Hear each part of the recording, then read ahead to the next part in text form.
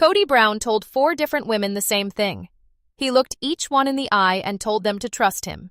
This happened in their homes, in their kitchens, and during the quiet times between the cameras and the chaos. You are safe. This family looks out for each other. And they trusted him. For 27 years, Christine believed him. Janelle trusted him with spreadsheets, shared accounts, and a financial structure she helped him build from scratch. Meri trusted him so much that when he came to her in 2017 and asked her to keep quiet while he took everything apart, she did. Because he was Kody. Because it was family. Because trust was the only thing they had ever been given. But this is what trust can't handle. A property transfer on March 14, 2020, moved the family's main asset into one woman's name. The other 3 women were still part of the family, still setting the table, and still calling themselves wives. A call to a shared accountant to find out how to get 3 women out of a financial structure they helped build.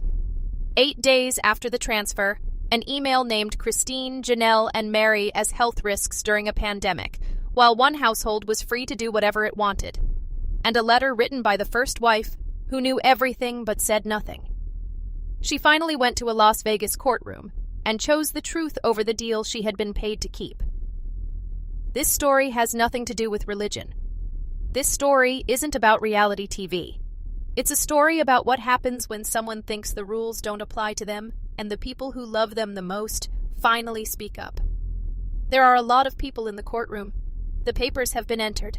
The witnesses take an oath. And for the next 3 days, what happens in that room will make you question everything you thought you knew about this family, starting right now. On a Tuesday morning in early March, the Clark County Civil Courthouse is quiet, but it doesn't feel peaceful. It feels held. Like a breath stuck in a chest, waiting for something big to come along and free it. 3 of Kody Brown's wives are suing him today. They are also suing Robyn. Take away the legalese, and what you have is this. 3 women who gave their whole adult lives to one man, one household, and one shared dream, standing in a court of law and saying you took everything. You moved the cash, you changed the paperwork, and you left us with nothing while you built a new life with everything we worked for in someone else's name. Christine gets there 40 minutes early, a navy blazer and a cream blouse. She looks younger than she did on TV. Not as much of a burden.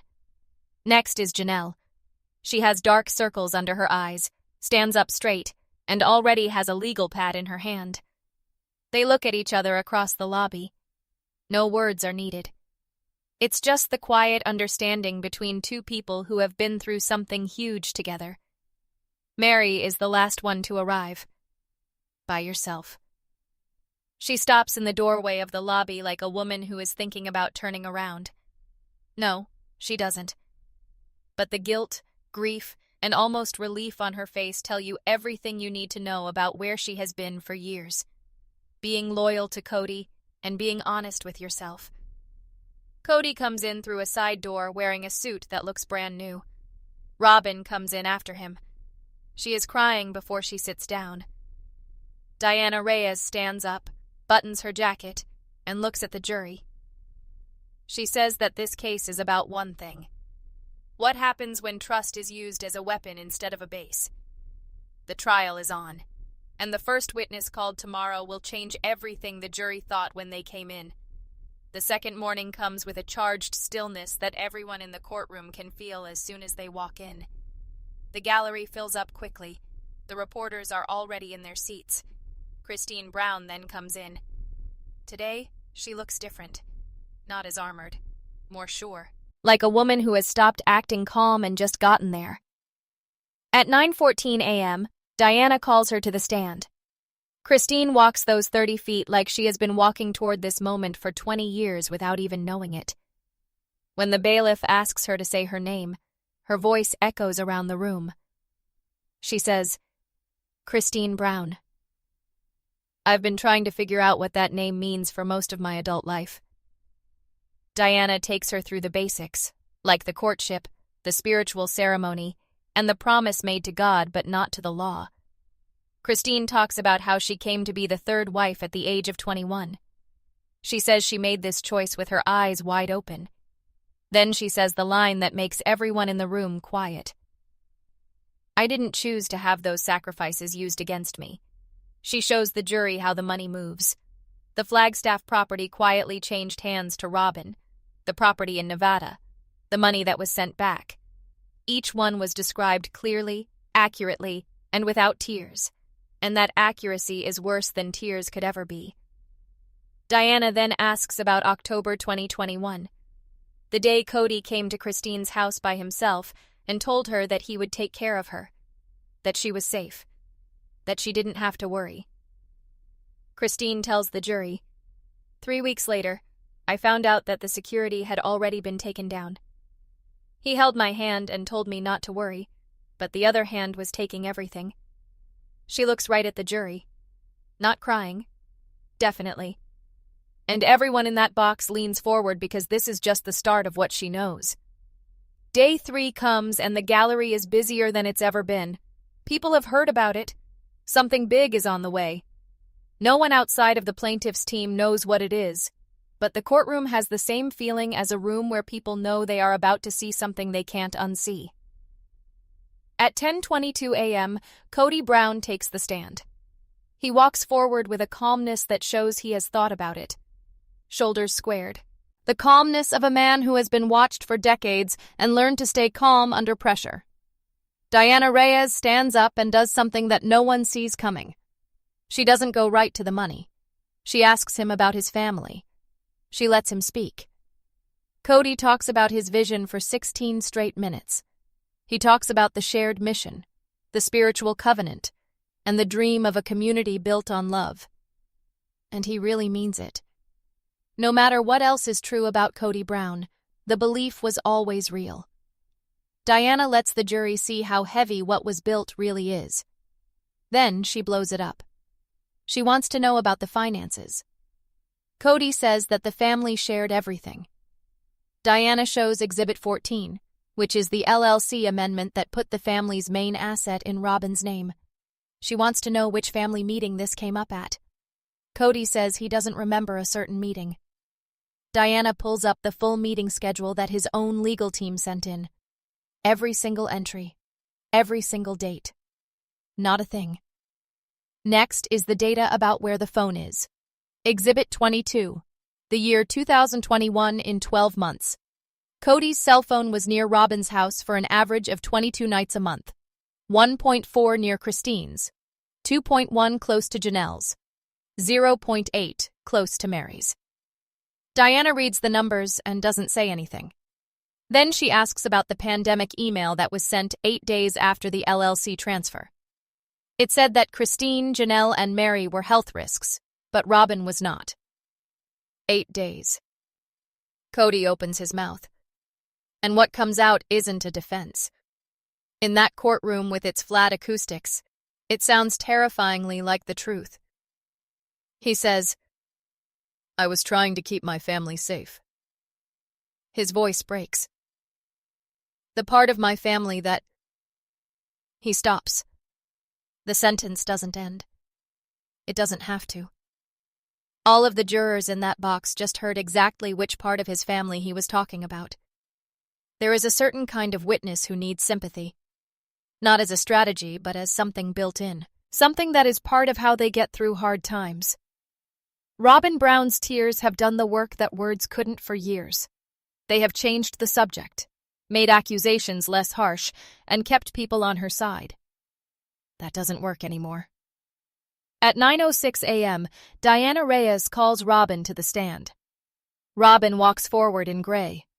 Her eyes are already bright. Before she even sits down, she's crying. Diana starts off slowly. She always starts off gently.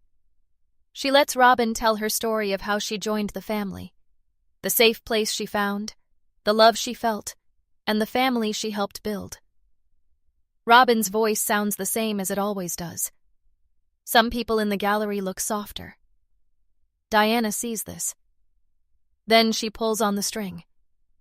She wants to know about the LLC transfers.